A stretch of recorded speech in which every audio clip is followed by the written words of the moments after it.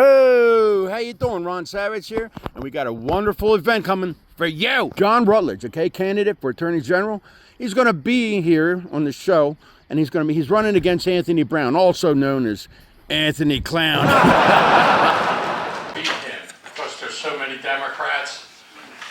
That councilwoman that won, who's a socialist, can beat Karen Bass. So we have a socialist communist in New York, a socialist communist in Seattle, a socialist communist in Los Angeles, a socialist communist in Washington, D.C., and I don't know what the hell we have in Baltimore City. But anyway, latest poll from A.P.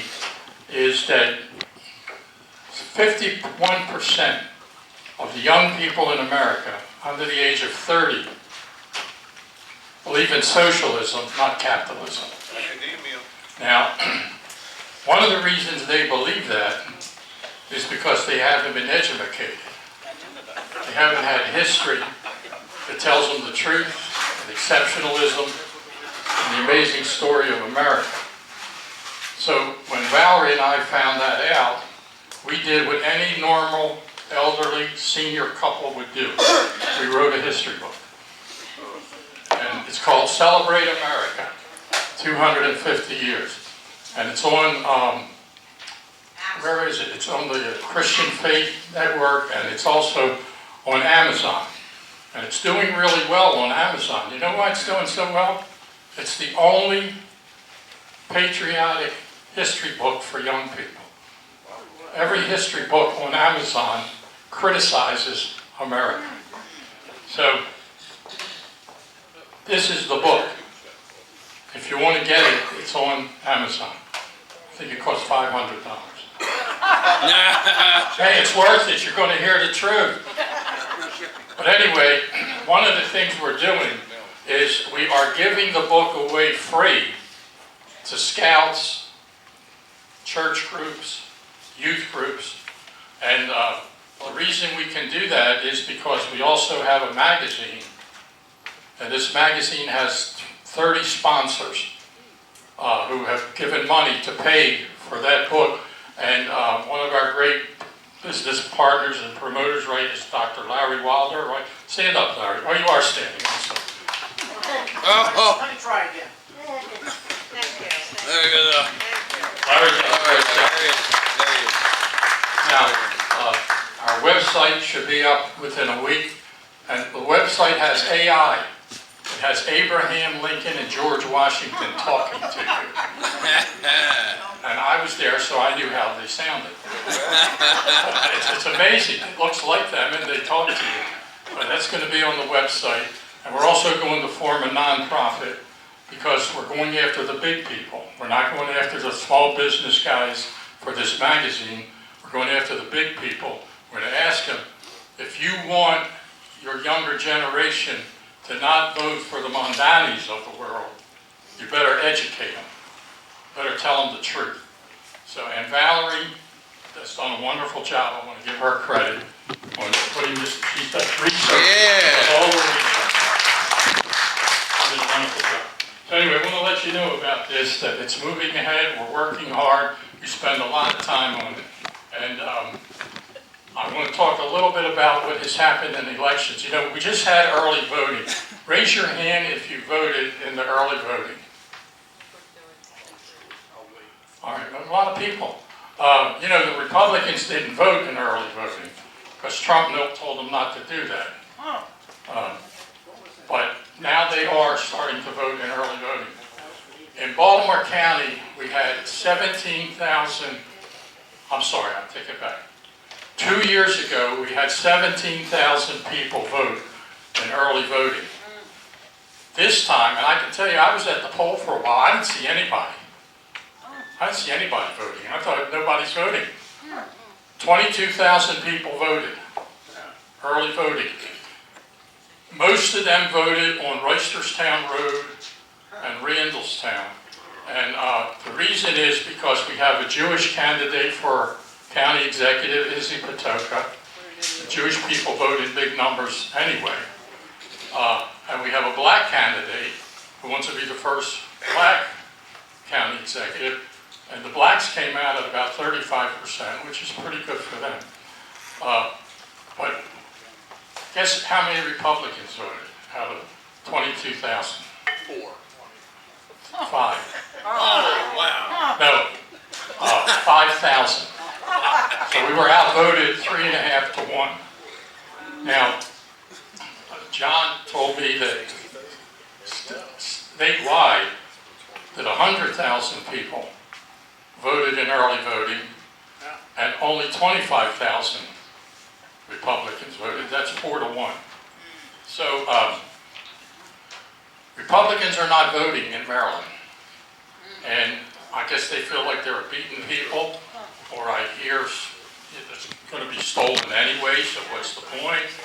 All sorts of excuses and such. But we do have good candidates. We have a great candidate for Attorney General. We have a great candidate for Governor. And people should be voting to at least give us a chance. So anyway, we've got to get out and vote. You know what's interesting is that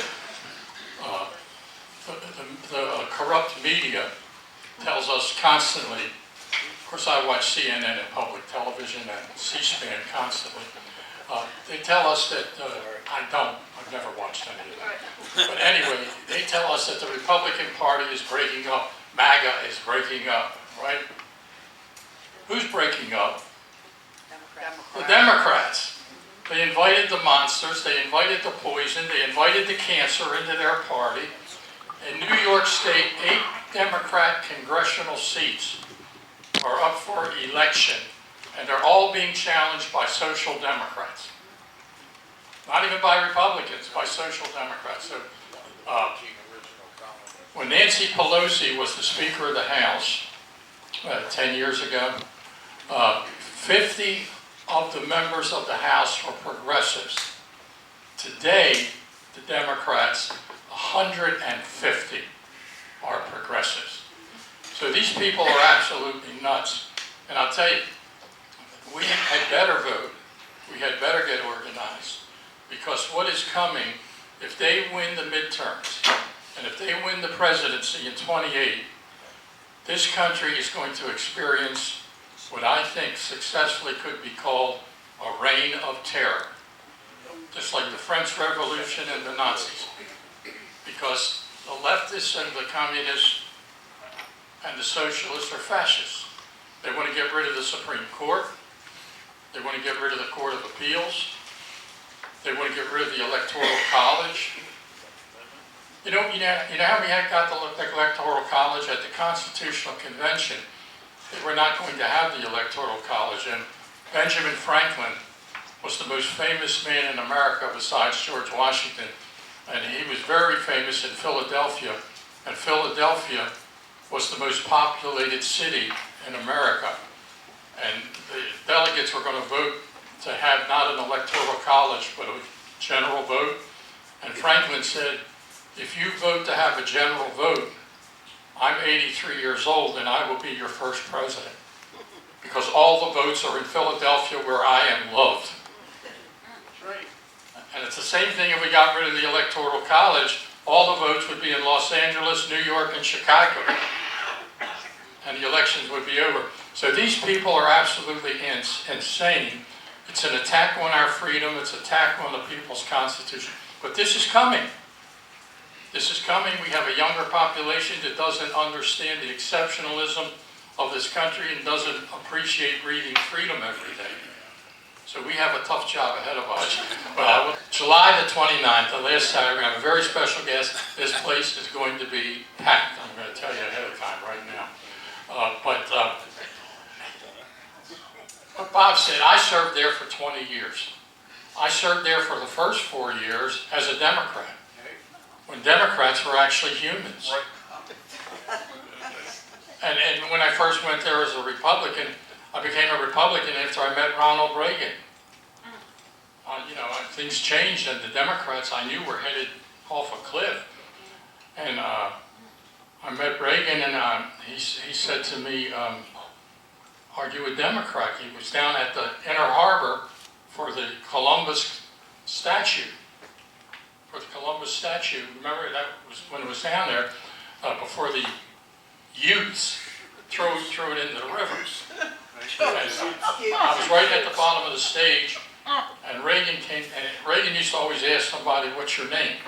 He would say, "Hey, what's your name?" You know. They said to me, he said, and they had announced about the Columbus Garden. They said, Joe De Niro contributed money for this statue. Bob Bellapino helped us. Mary Custatina helped us. So for an hour this went on. So Reagan came off the stage, he's coming down the stage, he says to me, "What's your name?" I said, "Pat McDonough." He said, "You're the only Irishman here besides me." But he also said to me, he appeared to me in a burning bush on Christmas Eve. And he said, "Do you really want to be in the same party as Jesse Jackson, Barack Obama, and all these other nutcases?" I said, "No." He said, "Well, get out and become a Republican." So I did. Took a long time, but I did.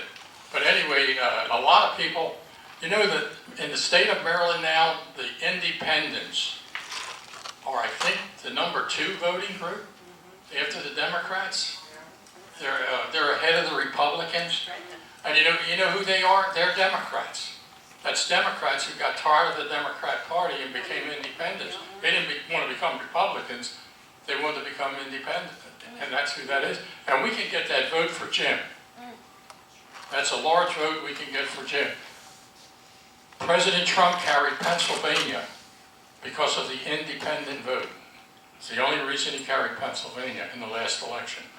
So anyway, but the Attorney General's position, Jim will tell you all about it. But Anthony Brown, I used to sit next to Anthony Brown in the legislature. There was a guy down there named Adams. He was a wise guy, and he used to sit on the other side. And you're supposed to wear your jacket all the time when you're on the floor of the House. And Anthony Brown was like the leader or something, but it was his job to tell you if you weren't wearing a jacket. And he told this guy, he said to Adams, he said, "You got to wear your jacket." And Adams said, "Go F yourself." So anyway, that might have made him what he is today. But anyway, 66 lawsuits, I believe, against the president, turned this into a sanctuary state. And every bill that Bob introduces, or I would introduce, or anybody introduces in the Senate and the House, has to have the okay of the Attorney General. It has to be constitutional. If it's not constitutional, it can't be law. And of course, Anthony Brown, everything's constitutional. As long as it's pro-criminal, it's constitutional. So that's why the Attorney General is so important. So Jim Rutledge, great attorney, experienced attorney, knows the state constitution, knows the federal constitution, hardworking guy, a candidate we can be proud of. I'd like to introduce Jim. Come up and speak to us about why he's running for Attorney General and what the job is like.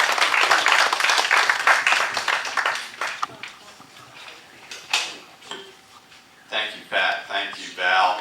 Thank you all for being out here today. This is great that you're taking your time out of a beautiful summer day to be inside here, sharing our hearts with each other and our passion. And I am Jim Rutledge, and I am genuinely excited to be out here today, asking you to help me become Maryland's next Attorney General. I am running because I love Maryland, and I love the people of this state. And it was just 40 years ago this spring that I graduated from the University of Maryland Law School with honors. And I have dedicated my life to the law ever since. Ladies and gentlemen, you and I share a common belief, and that is that our safety, our opportunity, and our prosperity depend on law and order. My work in the law has included working for the best firms in Maryland and in Georgia. I have handled fraud matters, conspiracy, wrongful deaths, civil rights. I have prosecuted felonies, armed robbery, and child molestation. Ladies and gentlemen, we need to put the focus on Marylanders right now in the office of the Attorney General. We need to put the focus on our neighbors right here, right now. But we know, as Pat and Bob were sharing, we know that Maryland is in trouble right now. Just like our electric bills, crime is skyrocketing across Maryland. In too many of our communities, these are the realities. Gangs roam and rob and steal, and there's no consequence for it. Our children go to schools where they're intimidated, where they face violence, and is it any wonder they have a hard time learning in schools with that type of environment? It is completely unacceptable. There are small business owners and large companies in Maryland closing up shop because of unchecked theft and unchecked vandalism. And all this is going on while the Maryland General Assembly decides to divorce Marylanders from law enforcement, putting Marylanders at risk. You and I, our neighbors, and our loved ones. And this has got to come to an end. And this November it will, because Maryland needs to elect a new Attorney General, one who is dedicated to enforcing law, to prosecuting criminals, to defending our police, and defending victims. That attorney is me, Jim Rutledge. Yeah.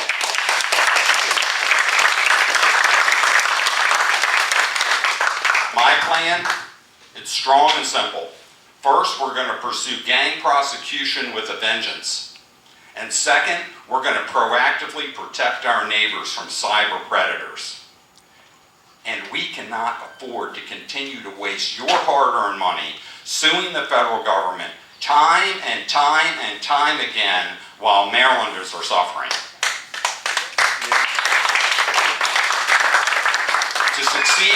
To succeed, we need to come together as Marylanders. And we need to get partisan politics out of the office of the Attorney General, because crime knows no political party. No criminal is asking, may I see your voter identification before they hijack your car, before they bust into your house, before they knife some student getting off a school bus? Do they ask, are you a Democrat, an independent, or a Republican before they strike? No. Criminals attack and break the law time and time again, and it is affecting all of us in Maryland. Democrats, independents, and Republicans. And I have been across this state since March the 3rd, and I am hearing this from Democrats and independents and Republicans, that they are sick and tired of pro-criminal policies. They are fed up. Ladies and gentlemen, this is our reality. This is our opportunity. I already have my signs up in Democrat yards and independent yards across this state. And we're just getting started, because this primary is over on Tuesday, and then it is full steam ahead to November. And that is where we're going to fire up on all engines. And I need your help to do that. You see, I will stack up my record any day against Anthony Brown's record. I am a Marylander. I grew up on a farm up in Hartford County, and I learned hard work since I was that tall. I learned how much hard work, how much nature and the protection of our environment in Maryland matters for our food, for the sustainability, so we're not dependent on other states to feed us if and when energy crisis comes and we suffer brownouts. We're going to need our farming friends right here in Maryland to be able to have clean water to grow those crops and good soil to grow it off of. I believe in that because I know it to be true. Now, there is a tree. There's a tree planted down in the Tall's garden at the Department of Natural Resources, and it is a liberty tree, an offspring from the original liberty tree that was in Annapolis before the Revolutionary War, where the patriots gathered around a liberty tree where St. John's College is located to protest the abuses of the government of their rights. That liberty tree was planted in memory of my sister Linda, who was a defender of our natural resources in the Chesapeake Bay. Tragically, she was murdered. So my family and I know firsthand the scar of violent crime. And I can pledge to Marylanders everywhere, I will not forget you. I will not forget that it is our sworn duty in the Constitution of Maryland to stand up for victim rights. That is written in the black letter of our Constitution, infused in it. And when I think of that liberty tree, it motivates me to continue my work, my career's work, to bring safety and peace to the people of Maryland, to defend our natural resources in the Chesapeake Bay, and put the priority on Marylanders. And it's time to tell the career politician, Anthony Brown, thank you very much, but no thank you. We want an Attorney General with extensive legal experience in all phases of the law, a leader who has handled cases that Anthony Brown wouldn't have a clue even to know how to begin, to lead this law office for Marylanders, to serve the people. I'm asking you to get behind me to make me the people's attorney, because this is why the Attorney General's office is independently elected. The governor does not appoint the Attorney General. So when we talk about this office, I do get asked these questions, Pat. I do get asked questions like, well, I guess you'll be just working for the governor. Well, the reality is the people elect the Attorney General. It's not like the President of the United States that appoints an Attorney General, gets unhappy, and fires an Attorney General. Appoints another Attorney General, gets unhappy, fires that one, appoints another one. No, the voters of Maryland, the people of Maryland, have the constitutional right in this state to elect their own Attorney General. And that is crucial, because that is that check and balance with regard to, is this law constitutional or not? Now, I'm going to take a moment here just to comment on one of the laws that is front and center in the news right now. And that is the Community Distrust Act. Oh, no. The Community Trust Act is the title they gave it. And that is the law that puts a gag on our law enforcement to be able to have common sense communication with federal law enforcement officers. That law went into effect by being passed at the seconds before the expiration, right, Bob? Seconds before the expiration of the session. Without the normal process of a committee, a debate, a comment, the information about this law. They crammed that through, and then the governor didn't have the courage to veto it. And what he did is he let it go into law by just not signing it, which can be done in Maryland. So that is our law, but the governor said, well, you know, I'm not sure everybody knows what this law really does, so we're going to have the Attorney General comment on it and give us some guidance on what this law is.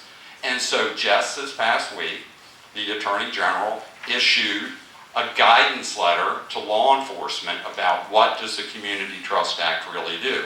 And then the Attorney General's letter, which I haven't read yet because I can't get a public copy of it yet, but the news has reported on it, it the Attorney General has gone into a convoluted list of who it applies to, who it doesn't, what exceptions there are to it when they're not, has completely confused the law even more. And ladies and gentlemen, what that is, that's called a vague criminal statute. And in my experience, handling constitutional law matters and understanding the differences between what is a constitutional criminal law and not, one of the tests is the felony statute vague? Is the criminal statute vague? If it is void. It is a void law because it violates due process, not to give people a clear understanding of what the law is and what the law isn't. So folks, that law, the Attorney General has just admitted by doing a convoluted explanation of the law, that law is on its face vague, and it's detrimental to Marylanders, and it's a slap in the face to those men and women that wear the badge, that put their lives on the line every single day to defend Marylanders and say, well, we're going to make it a felony that we can strip your badge, we can put you in jail if you just have a common sense conversation with federal law enforcement officers. That is outrageous. Yes, we have come a long way in the history of this great state of Maryland. And John and I have talked about this before. On my dad's side, the Rutledges were here long before anybody even dreamed of rebelling against the British Empire. Well, we've come a long way where in Maryland we have one of the greatest battle sites in the history of Civil War, Antietam, where there's a monument out there that's a monument that recognizes how torn this state was, with some Marylanders fighting for the Confederacy and others to defend the Union. And coming out of that war, Maryland made a pledge to the federal government. And that pledge is contained in the Maryland Constitution. And that pledge is this, that all federal law is Maryland law. All federal law is Maryland law. It doesn't just say the federal law is supreme. It says that every single elected official in Maryland is duty-bound to follow that, and that the federal Constitution and the federal law is the supreme law of Maryland. That's what the Constitution says. And when I win this race and I take that oath to defend that, as I've taken it before, and I am under that oath today as an officer of the court, as an attorney, to defend that Maryland Constitution, I'm going to do it. And Maryland needs to understand, legal rebellion against the federal government is a very bad road to go down. Legal insurrection against our federal government is a dangerous and ultimately violent path to go down. No one in Maryland who steps up to serve you as an elected official should want to have anything to do with the repeat of the rebellion that tore this country apart. We do not need more rebellion. We need law and order without partiality, without prejudice. That is the pledge, the oath that the Attorney General takes, to enforce that without partiality and without prejudice. So I hope you can see that when I become your next Attorney General, Marylanders won't be able to tell what political party I belong to when I do my job correctly, because that law is for every Marylander, no matter what their party is. And it will be a stark contrast to an Attorney General who always obeys the orders of the monopoly political party. It is time to walk away from that. It is time for Marylanders to seize their destiny. And this election in November is where we can do it. With your help, we will do it. With the help of Lord God Almighty, we will do it. And I thank you. And God bless America. God bless the great state of Maryland. Thank you very much. All right.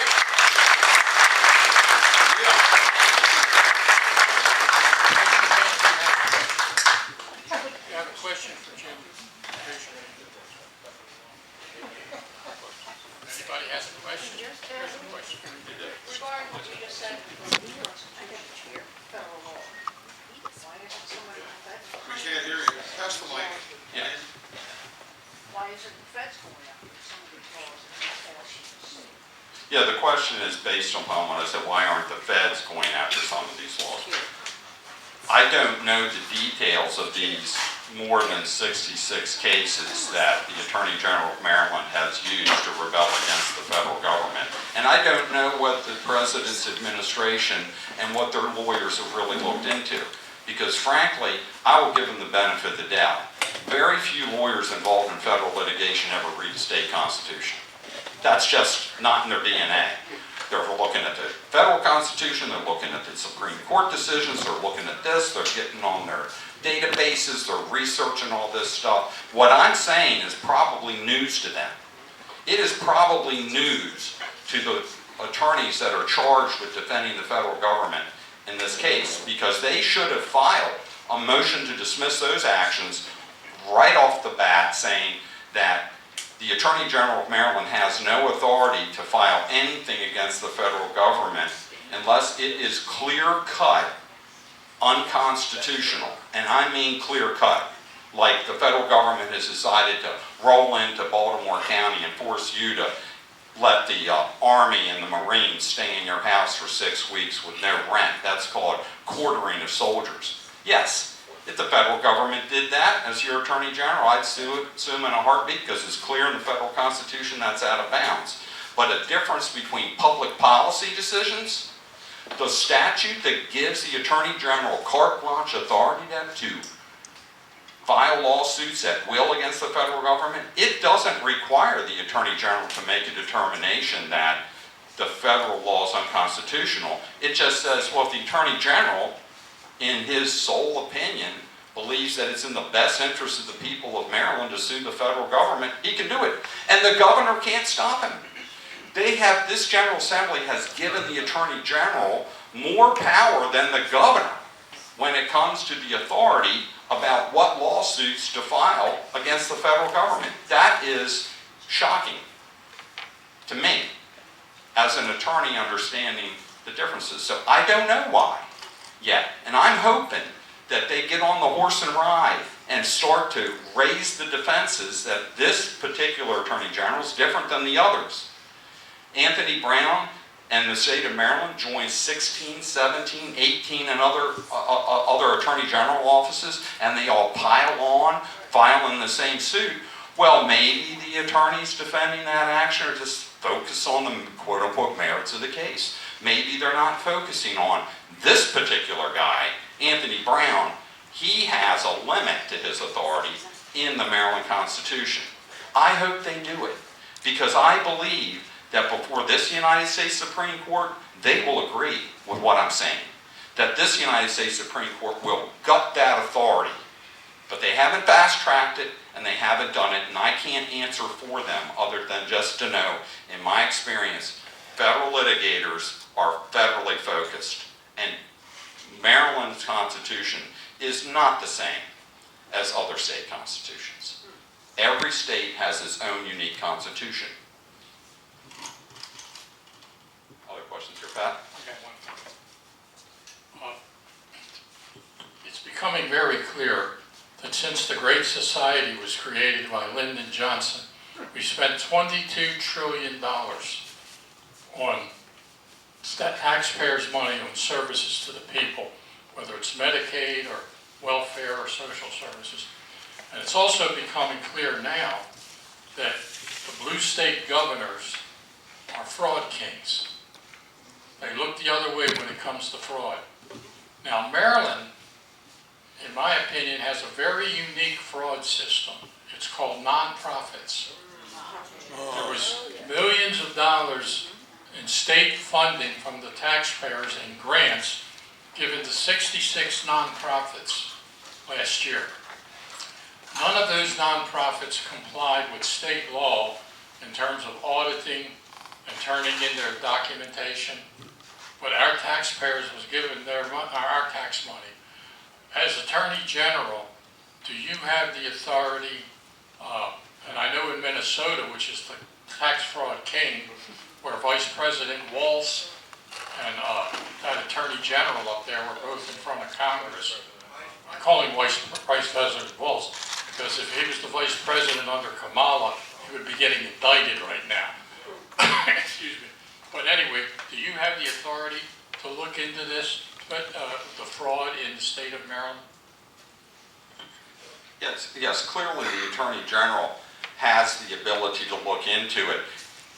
There is a big difference between the state's attorney and the Attorney General, and this relates to the answer.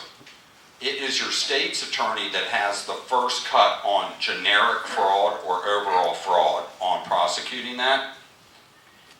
But when the state's attorney requests the Attorney General's assistance to take over grand jury investigation, etc., that greenlights the Attorney General.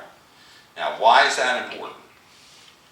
Because my good friend Allison Healy, who prosecuted that guy that raped and killed Rachel Morin on the trail that my wife and I used to walk on in Bel Air, Allison Healy is the real deal.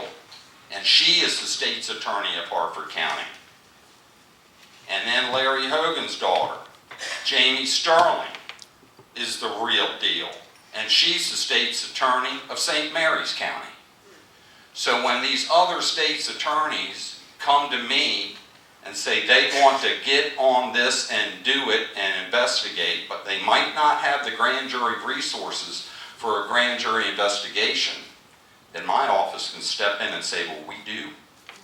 We do, because, ladies and gentlemen, in my experience as both a prosecutor and a criminal defense attorney, there is nothing more powerful than the grand jury, because it has the power to investigate and subpoena. And the grand jury is the antidote to the problem in Baltimore City, where the mayor is continuing to cover up and not disclose what's really going on with fraudulent invoices and corruption in Baltimore City. My view, the Attorney General of Maryland, Anthony Brown, did a great disservice to Marylanders and shunned his obligations as the Attorney General when he stepped in front of the cameras and said, it's okay that the mayor of Baltimore doesn't have to disclose all the details of what's going on. To the contrary, the Attorney General should have been working with Ivan Bates, who is trying his darndest to hold parents responsible for juvenile crime and taking a lot of very bold steps to step in and partner with them and say, you know what we need? We're going to bypass all of this baloney about, well, because under the Maryland Open Records Act, etc., there are certain areas you don't have to disclose. Well, ladies and gentlemen, when a grand jury subpoena arrives on Brandon Scott's desk, arrives at his secretary's desk, arrives at everybody that's ever touched a dollar in Baltimore City's desk, and they've got to come to the grand jury, be compelled to testify, have to undergo cross-examination by our powerful and experienced prosecutors, and have to bring the documents, including the forensic documents from the computers. And under my office, we're going to know and have the best people in computer technology to make sure that we can track down every little nano of a deleted document. Because in the civil litigation arena that I've been involved in, when it's a battle between Coca-Cola and somebody else, and Big Charter Medical represented them down in Atlanta, national, international company, when the big dogs go to battle, here come the experts, and there is nothing you can hide on a computer. There is a record of every single thing that happens, and that was back then. And today it's even more powerful as to what can be traced. That's the kind of aggressive cooperation we need with our state's attorney's offices, and stop the nonsense of the cover-up of that type of fraud, Pat, but it goes deeper than that. Medicaid fraud not being vigorously investigated. If I could, I just want to share a short story that I learned in Garrett County from an elected official out there who came to me and said they presented notebooks of solid evidence of Medicaid fraud to the Attorney General's office, and they got the call back saying, we're not interested. We're not going to pursue it. Well, no wonder. If you're busy suing the federal government and then filing an additional 80 briefs in support of that, if you're part of the system and the corrupt system and you're going to protect your friends by not pursuing investigation and prosecution, because you never know where it'll land, you never know whose mud, the mud's going to fly on somebody, and this is the problem that Marylanders can confront. We have an opportunity to step up and say we're going to have a watchdog, we're going to have independence in the Attorney General's office as a check against this brutal and blatant monopoly power. So yes, fraud is a #1 aspect of what I'm interested in pursuing and being part of the solution, and certainly not going to be part of the stone wall.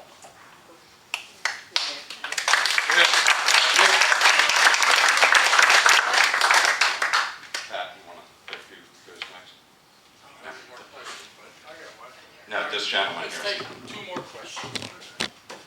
Your direction sounds fantastic, and I think the people on the Eastern Shore, people in Western Maryland are going to just love everything about it. But how do you handle people from Baltimore to Washington, especially the tremendous numbers of them that suffer from TDS? I mean, once they try to tie you to something like that, all of a sudden people's ears close and they just say, hey, we can't take this guy because he's going to do these types of things that are going to be against us for some reason because they're just so inundated with their symptoms of the Trump derangement syndrome. Well, I'll answer that question this way. First of all, we've already organized in Prince George's County and Montgomery County. And I can assure you, I have been before the African diaspora. Have you heard of them? Anybody here, raise your hand if you've ever heard of the African diaspora besides John. The African diaspora are the new African conservatives in Prince George's County. And they are on the ball, and they are fired up, and they are behind my race. In Prince George's County, talk about voter registration, the Democrats do not have the stranglehold they once had on Prince George's County because of the growth of the independents. Their high point in registration in Prince George's County has passed. They are losing it. And here is the point that I've heard time and time again from the Democrats and the independents as we've gone. Baltimore City, Prince George's County, the Latino, Hispanic outreach group down in Gaithersburg, I've spoken to all of them. It is crime. It is the fact that they tell me, the Democrats down there are telling me, that they can't get anybody to respond to a police call promptly in Montgomery County unless they call their council member, and the council member then will lean on law enforcement to go out. Because law enforcement is so disheartened and just absolutely sick about the fact they arrest people and catch and release left and right. This is very, very hard, and I sense a change here. And that's a great question. Now, with regard to the President Trump, as I've reminded folks, I will be in office for 4 years, and Donald Trump will only be the president for 2 more years. So the question is, I ask people is this: is your community, is your school, is your shopping center safer today than it was when you elected Anthony Brown? It is not, and the people know it. Number 2, I am not taking my direction from any national figure, and I don't care who it is, and I don't care how powerful they are, and that's not the way Jim Rutledge was raised. And anybody who knows my litigation history over the years would come up right up and tell you. You know, I've prosecuted powerful people down in South Georgia that I was told point blank by the local sheriff, don't touch it. And I said, too bad, we're touching it. I've had my life threatened by power brokers. I have had to look over my shoulder in my life because of people that we punished legally got out of jail and they're coming for us. My son was a Marine. My brother fought in the Marine Corps in Vietnam. I am not going to back down at my age at this point, and God bless my wife, who died of cancer 5 years ago, because had she been here still fighting that cancer battle, I probably wouldn't be standing here for you today because my priorities were to her. But now I have nothing holding me back. I have 2 grown children who live in Texas, and they were the only people I asked. When the Republican Party called me up late on a Friday night and said we had 48 hours to find a candidate for Attorney General. They gave me 48 hours to make the decision. My name had kept coming up again and again and again. And I said, okay, at least give me 12 to get back to you. The only 2 people I asked were my son and my daughter. And they said, Dad, you shouldn't do it. You must do it. I am not, I can assure the people of Maryland, I don't get starstruck. I represented professional athletes and movie stars in South Jordan and Savannah. I don't get impressed by people just because they've got a name or they're the top dog of the day. So I can assure the independents and Democrats, you know, I've not been to Mar-a-Lago. I've not been invited to Mar-a-Lago. I am not seeking Donald Trump's endorsement. Marylanders have to step up, put on their big boy pants, and do this job for ourselves. Because if we think that somebody in Washington, D.C. is going to ride in here to the rescue for our problems in Maryland, think again. They're not. That's why Maryland Republican candidates don't get a damn dime. Pardon my language in this church. They don't give us a dime because the Republican National Committee has decided Maryland's a write-off state. We're a write-off to them. So I am not interested in trying to kiss the ring in Washington, D.C. when I know for a fact they don't step up and help us.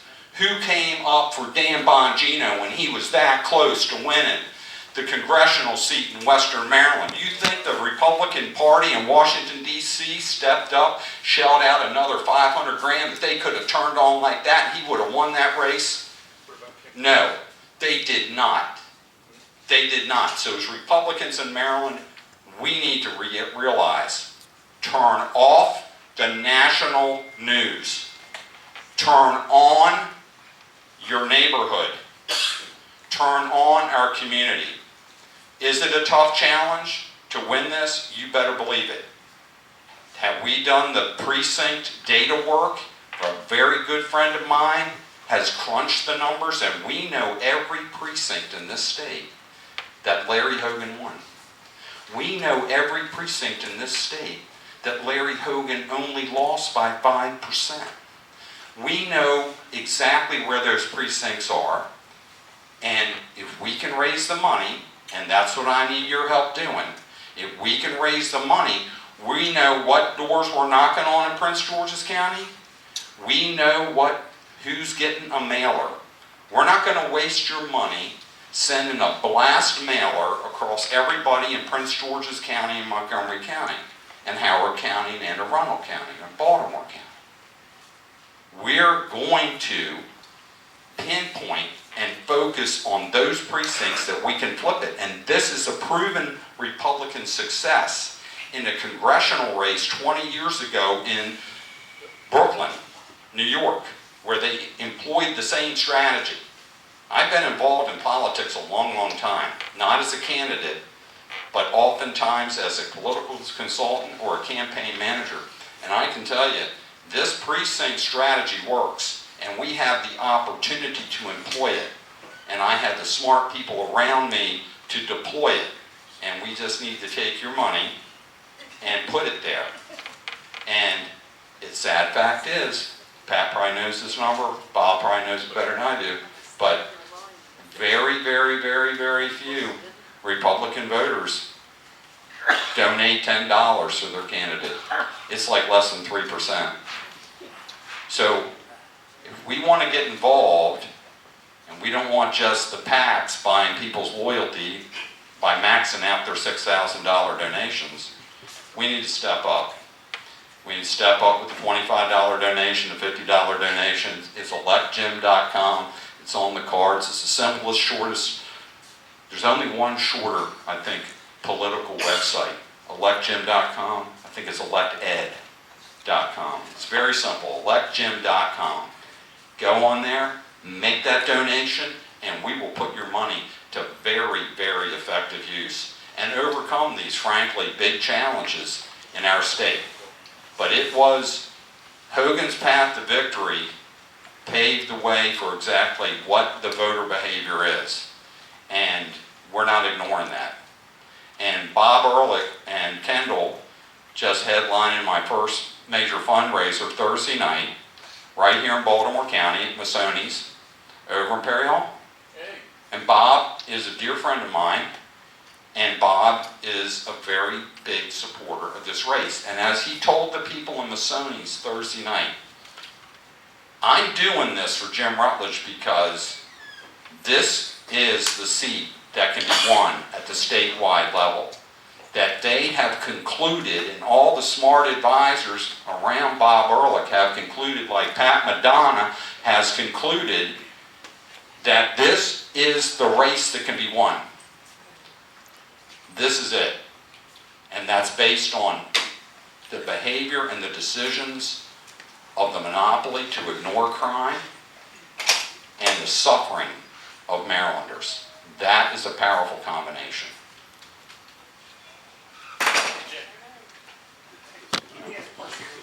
One more question and that's it.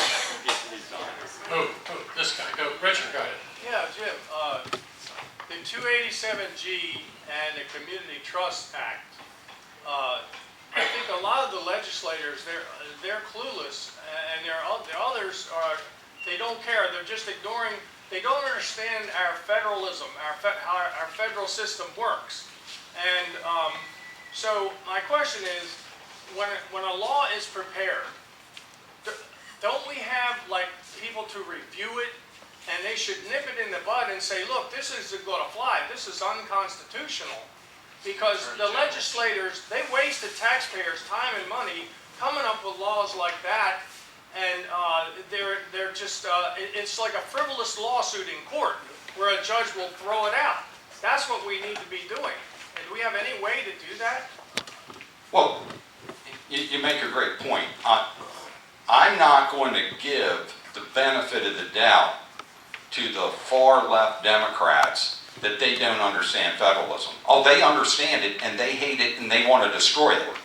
They intentionally want to destroy our relationship with federal law enforcement, no matter who the president is.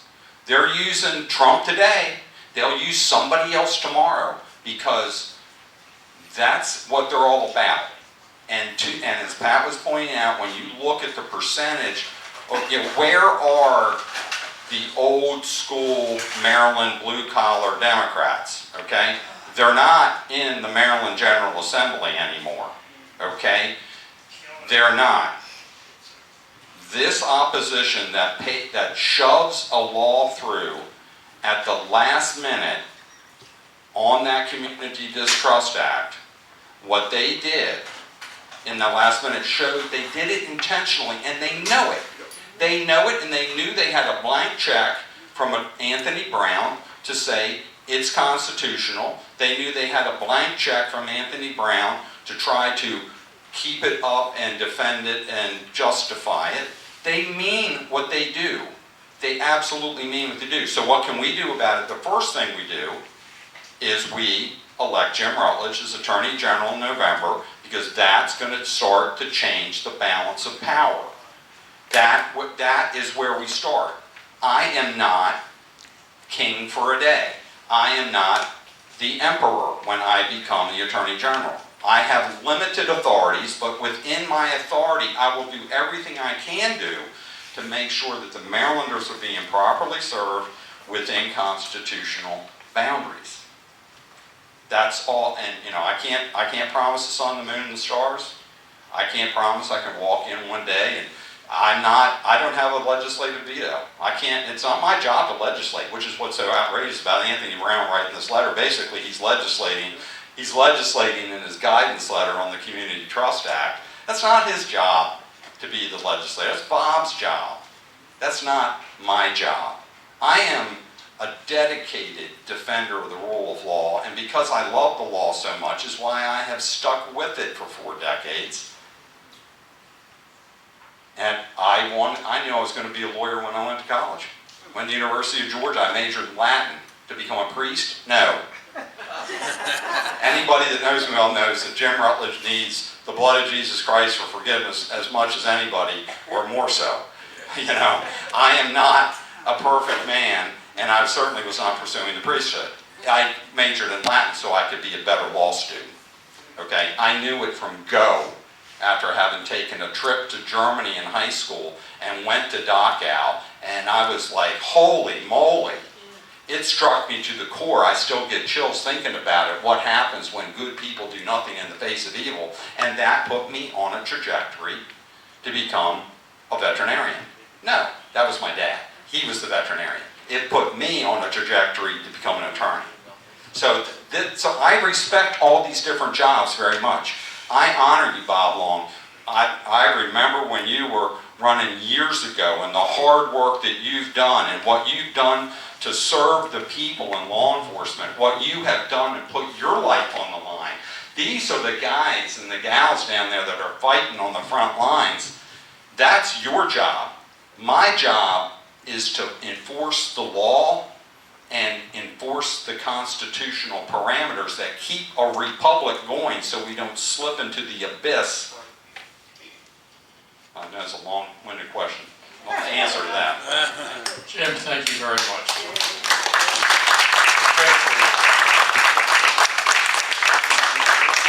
Some final thoughts. I want you to know that I fear no man and only one woman.